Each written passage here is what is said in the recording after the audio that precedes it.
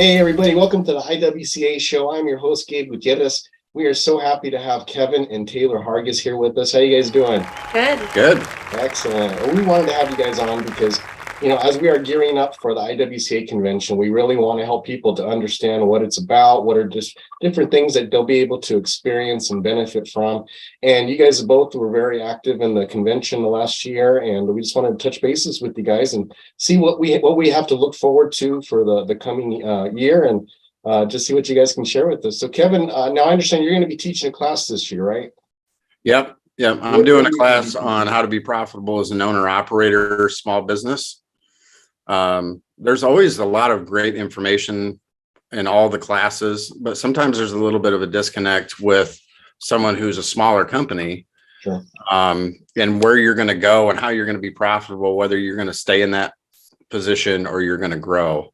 And that's what that class is going to focus on, is that smaller company where it's either just the owner operator or maybe 1 to 3 to 4 employees, and how to maintain profitability and then still be able to set yourself up for growth if you want to go that direction. Very cool. So this is your first time teaching that class?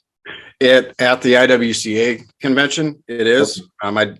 I did this class, or a version of it. I'm updating it for this year, but I did this class basically at the huge convention in 2019. Okay. So there's going to be some of the similar information that we had in there, and again, updated a little bit for some newer information. But at the huge convention, it was really well received. There was a lot of people that really pulled a lot from that, and some of it wasn't just information on the business, but it was feeling empowered that they weren't doing something wrong just because they wanted to have a smaller business and they didn't have aspirations of having 10 trucks on the road. Yes. They felt like they were validated. And so that was a good feeling to be able to see that in people. We even had somebody come up to us. It was a father, daughter, and son that were running the company, and they did all the work. And after that class, the daughter came up to us on the trade show and was in tears because she's like, I finally feel like we're doing something right. Like it's okay to be doing what we're doing. So I'm kind of hoping that we'll be able to reach people the same way at this convention. Very nice. Yeah. Well, I kind of felt the same way too. The first IWCA convention I went to, where I actually took classes, like you said, that feeling of kind of being around people in your same situation and knowing not only that they have the same struggles, but sometimes they came up with the same solutions. Yep. And then just getting the little tidbits here and there to, you find out, you think of your business as almost like this, like a blanket that's kind of, the seams are ripping apart, but you find out all you just need to do is tighten a little bit here, tighten a little bit there, and you're all right, Yep, absolutely. So that's really cool. And so I know that there's different tiers of classes. Which tier would your class be in? Is it like the administration part? Yeah, kind of. I'll have to look and see exactly what category they put it into, but business management, administration type of thing. It's kind of a hybrid. So there's a lot of information that is there for running your business as far as how to be able to do it efficiently with things like QuickBooks. Mm-hmm. But then there's also a lot of some of the hands-on stuff where how do you make yourself stand out? Because one of the biggest advantages, and I'll talk about it in the class, is for a small company is excellent customer service.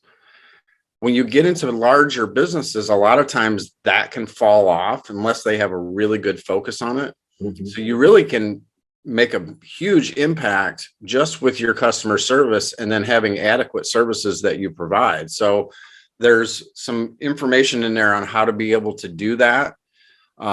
Different ways to look at things. Sometimes we get tunnel vision. We're business owners, so we're focused on one thing. Okay, to go out and make money. How am I going to do this? Sometimes there's just 1 or 2 little bits of information that can really make a difference in how you're setting yourself apart as a smaller company and wanting people to have that small company, family-owned type of feel to it. Yeah, definitely. And I think one of the best pieces of advice I got, being one of those small companies that was, I'm not looking to be huge. There is definitely growth that I'm looking for. But when I went to the first one that I took classes in, someone gave me the advice of look over all the classes ahead of time and have a game plan. Because had nobody told me that, I would have showed up and then looked at and just randomly picked classes just to go to. But have a plan. Think about what your company needs. Where are you deficient in? What is it training? Do you need your employees need to be certified or trained in certain areas? Is it marketing? Do you need to learn, and take those classes? And sometimes, like you said, you kind of mix and match them as they go, but have a game plan so you don't miss out on something, where later on you're like, oh, I could have taken that class. That's exactly what I would have needed, but you just didn't see it because you didn't take the time to find out what it had to offer. Yeah, exactly. Yeah. Well, Taylor, we wanted to have you on here too, because I think you kind of show a really neat aspect of the IWCA. So you're not new to window cleaning, because obviously you've been around your dad for a long time, for most of your life there. And so you are, you kind of took on a different role with the company though. So can you tell us a little bit about the beginning, about you working for your dad's company, and then now how you've really taken on more of a management role within that, and how that growth took place with you, and how the IWCA was able to help you to get there? Well, when I first started, I don't really think I was very serious about anything in my life at that point, and it was kind of just a means to make money, really. And then once I hit like my early 20s, so I don't know, something just kind of changed in me. I think I kind of matured a little bit. And I just kind of went from showing up to work every day to actually really enjoying what I was doing. And then it kind of comes along with enjoying what you're doing is caring about what you're doing, and your work and the reflection on the company. And I just cared more and more about that the longer that I was in it.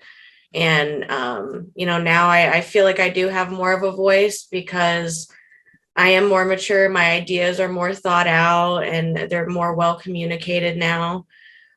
So I feel like when there is something that comes up, or when we have a meeting with someone, I'm not afraid to speak up and put my 2 cents in now. Very cool. And so you of course, your first training was with your dad. Mm-hmm. So how did that dynamic working with your dad and learning, and has that evolved over the time that you've been with the company? Man, I've always just really respected my dad in a way. So whenever he would be teaching me anything, I would always try to really just be quiet and listen and learn. But honestly, a lot of times it's just worked out. We just happen to get along very well. Our brains just happen to kind of work the same way. And so, which can be good or bad. Yeah, it can be good or bad. But, luckily with the training aspect of it, a lot of the ways he knows how to do things, he can teach me in that way, because I kind of learn the same way he does. Yeah, very cool. Yeah, and it's been interesting to see the transition too, because a lot of our customers, they're big commercial customers. So there can be some pretty sizable projects that we're working on. And now the majority of those people that are our contacts and those customers, they're just as comfortable talking to her as they are talking to me. Yes. So if we're on site at the hospital, for instance, one of our contacts, we're in a kind of a constantly working on some construction cleanup stuff, and they'll pull her off to the side and say, hey, can you make sure this gets done? And yep, she knows how the process works, and they're comfortable with that. And I think that's the biggest key. And customers can talk to anybody, but are they comfortable talking to people? And that has been a really nice transition to see in the last probably year. Yeah. Where they've gotten so used to seeing her and seeing her know what she's doing. So she's up on the lift doing the high stuff. She's using the water fed pole. Other stuff other services that we provide, she's out there doing it. So it's not just me pointing and say, do this, do that. And she's doing all the easy work. So that's been a really nice transition to see that, again, really makes our customers feel comfortable. Yeah. And I know some of the projects that you're on, Kevin. So, I mean, those are not just small little, business parks. I mean, these are huge, hospitals and huge buildings that she's taken the lead. And And because of that, Taylor, you were recognized for your growth as a window cleaner and in your role in your dad's company. And you were honored with Window Cleaner of the Year last year. So could you tell us a little bit about that experience? I was fortunate enough to be there at the banquet. Also, just so you know, if you've never been to an IWCA convention, they have an awards banquet towards the end of the convention. And, there's a bunch of different awards they give out, but one is the Window Cleaner of the Year. So you were awarded that. So tell us a little bit how you felt about that honor and how it's affected your working with your dad from here on out. Well, I was completely shocked. I didn't even have a clue that I was even like nominated or anything like that. But it was just really, really cool and encouraging to be in a room full of other people that care about window cleaning and enjoy it just like I do. And just to be acknowledged, especially that year in particular, I had grown a lot in my work. And so it felt like a really good time. And I was very, it felt great to be recognized for it, for sure. Very cool. I don't think I've ever seen your dad smile as big as he did at that convention. Let me tell you. I've been around a lot, and it was definitely a proud dad moment, and it was kind of interesting too. After we told her that she was getting the award, and one of the things came up because my dad was a window cleaner too. It's like, well, you think Grandpa would be proud? And I'm like, yeah, absolutely, would be proud. It's so, it's nice to be able to have that now, third generation window cleaner, getting that award. And of course, then she was on the cover of AWC magazine that November. So then she got that award. And so now I'm still not ever hearing the end of that because of course I've never been on the cover of a magazine. I've never. Very cool. That's a good year in my book. I think in anybody's book, it's a good year.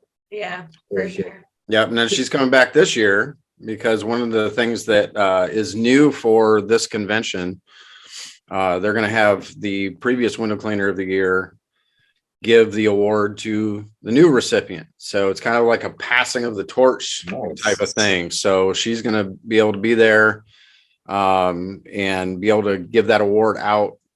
So it's, again, kind of that passing of the torch. Here's the award that I won last year and it means a lot. And here you kind of take the reins now and this is yours for the year. So. Oh, how exciting. Well, that's going to be really cool. That's really cool. So they have several awards, right? So they have the fellowship award. They have, I'm trying to remember all the different ones now. I had the Ed Award. Yes. Window Cleaner of the Year. I believe it's going to be the Unger Window Cleaner of the Year this year, I think. I believe they're sponsoring that. And like the Ed Award is given to someone who's contributed a lot to the window cleaning community over the last year. Fellowship Award typically goes, it doesn't have to be a board member or anything like that. Again, somebody that's done a lot for the community and for window cleaning. So those are probably the three biggest awards that we give out during the convention at the banquet. Very cool. Yeah, well, it's. I mean, every time I've gone, it's been touching. Especially when they show the lifetime award. I forget. Yep. Is that the Ed Award? Is that the one that they give for lifetime? No, I think there is a lifetime achievement award too that they do. Yeah. So, Stephen Bright won it last year, right? And yep. That video was really touching because you just see him for decades just being a part of the industry in one way or another, and you really see the time and energy devoted by some of these pillars of the industry just there. Well, and it puts it in perspective for you because coming into this, you don't necessarily know who all these people are. Yeah. And there's a lot of work that goes on behind the scenes. So especially like with somebody like Stefan, he's putting a lot of time and work into safety standards and working with OSHA and, getting the safety awareness out there so that, because I think it was 2020 and 2021, I don't think there was any deaths in window cleaning from rope work, and that's a huge accomplishment. That's not something that everybody sees. So it is really cool to be able to go to the banquet and see those things and really see what they've done Yeah. see how, because, the IWCA has been around since 1991.